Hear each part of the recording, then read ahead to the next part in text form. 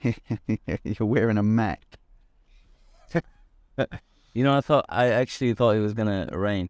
So this is podcast 2 of the Brothermen with the OG Alex Goldsmith and Wakas. Good morning. Morning. Right, so I think we're gonna talk about the master plan. Well, the master plan unfolded today, didn't it? Like, we were expecting to see Scotty, we were expecting to see maybe Basil and a couple other friends around. And this is how it unfolded.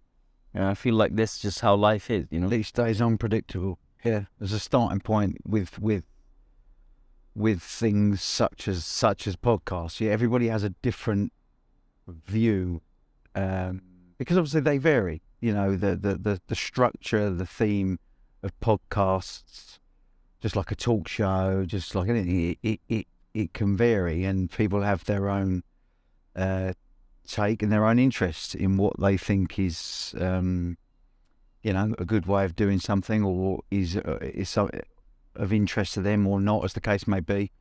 Yeah, that's always gonna vary because we're all different.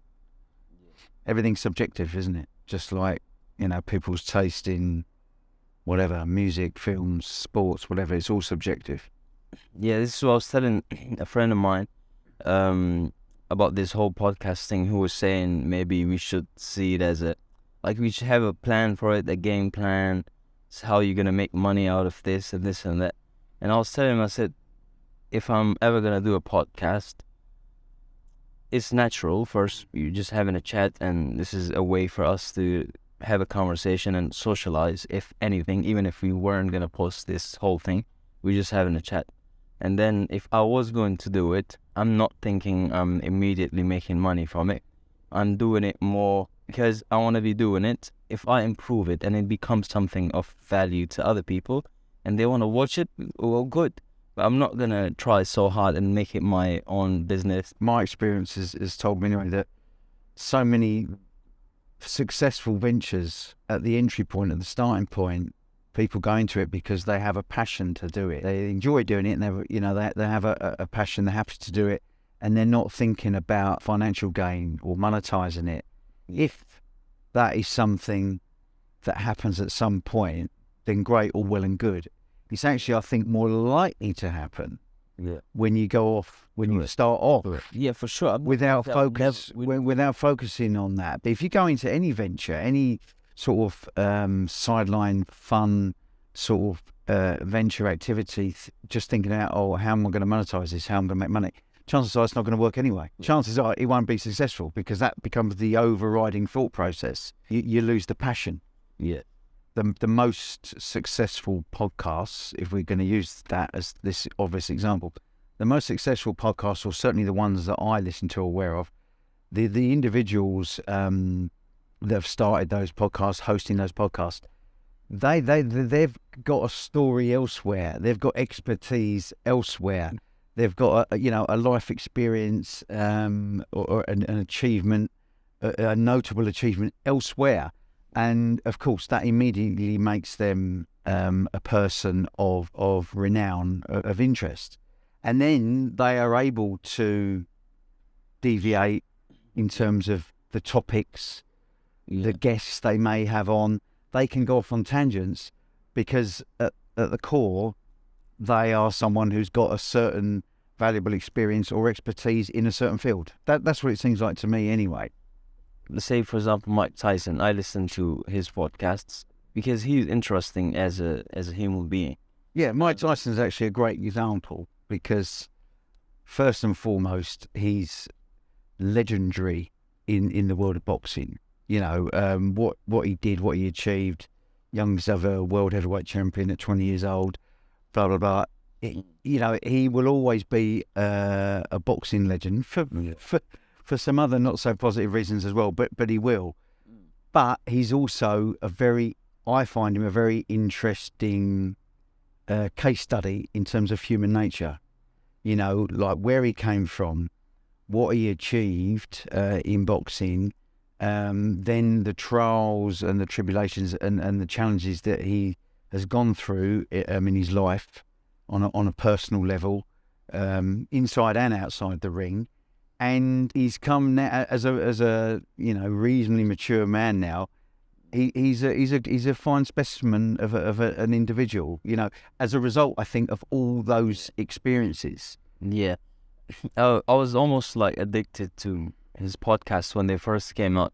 And now I think he's a little bit confused, like sometimes, because he's always high, so you can't actually tell.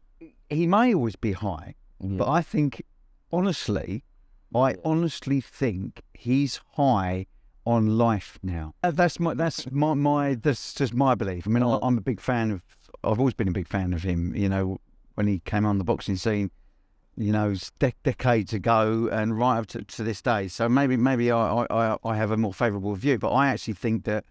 Yes, whether he's licking the toad, whether he's smoking joints now and then, I think other than that, I believe he's completely clean and sober from alcohol and recreational drugs. I mean, I guess maybe you want to say the toad licking, where that what category that falls into, but yeah, for me that's more into the psychedelics, which you could pass as being a bit more medicinal in some way. That's, again, I'm a bit biased on that, but I think because of the journey he's had and the experiences he's had, and a lot, and I'm talking about the tough experiences on a personal level, and the challenges, and the fact that he's overcome them, I think he's high on life. I really think he is.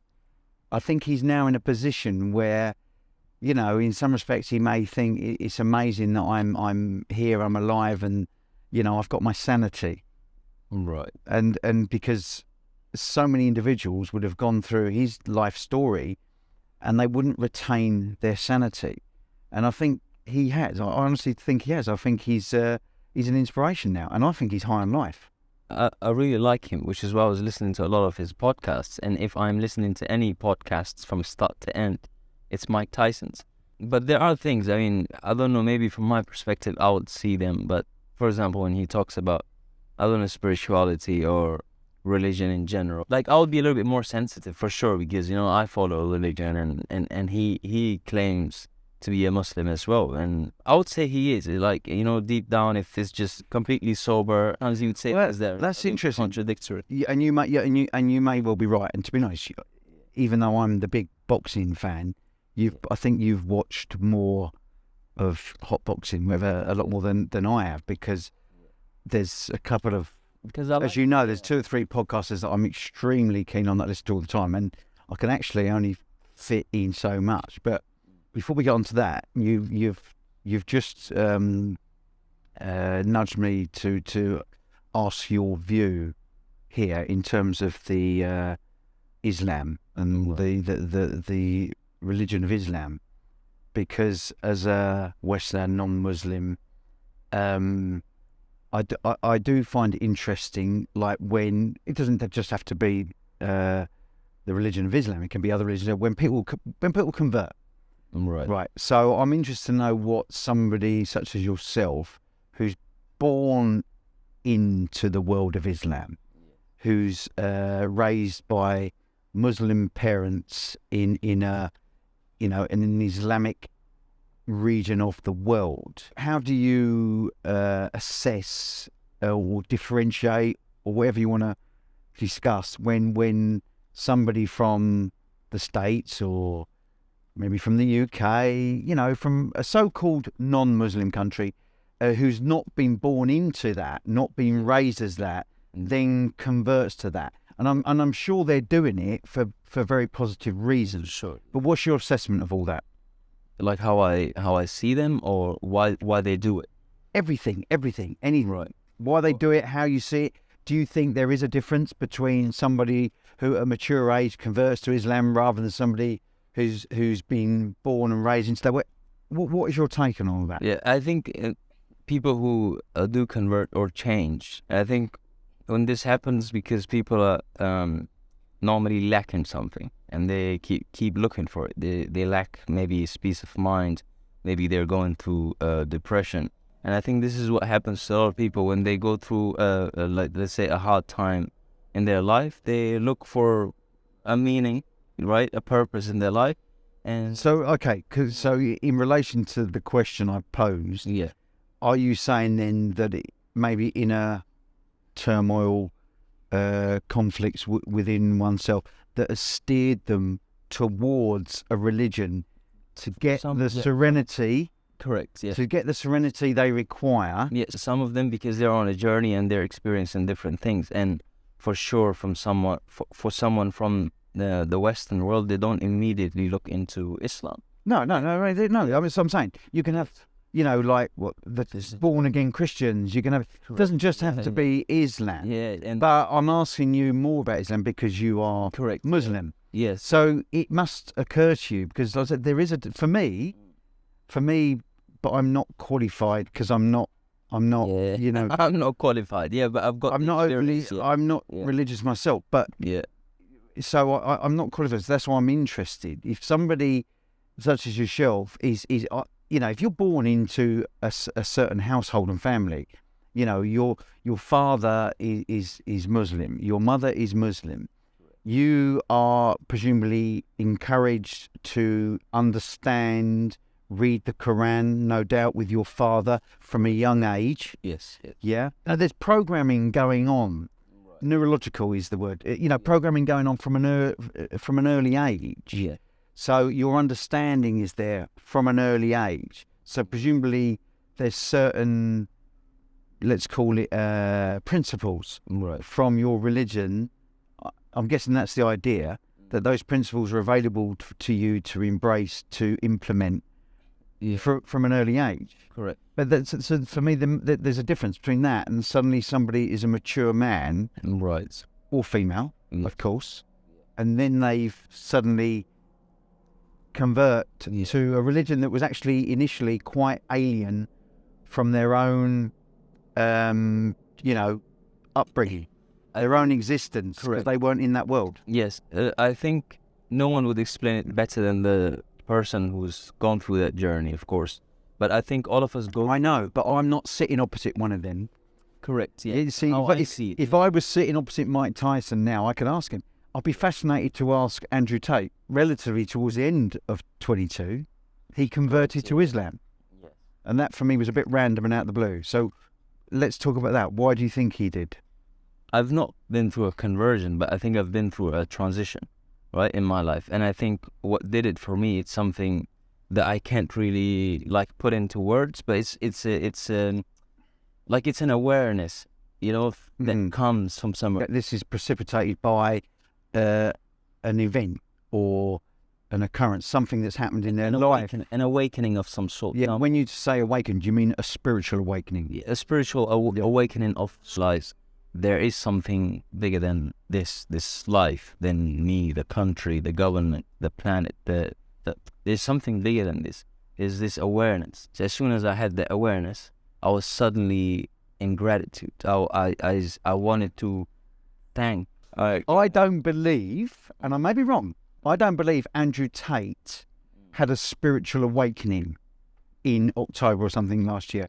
With everything that's been going on and him rushing around, this, that, whatever, making loads of money, buying and driving loads of sports cars, jetting over to be on Piers Morgan's show a couple of times, doing whatever business it is, with all these girls around him. I can't see that suddenly there was a spiritual awakening.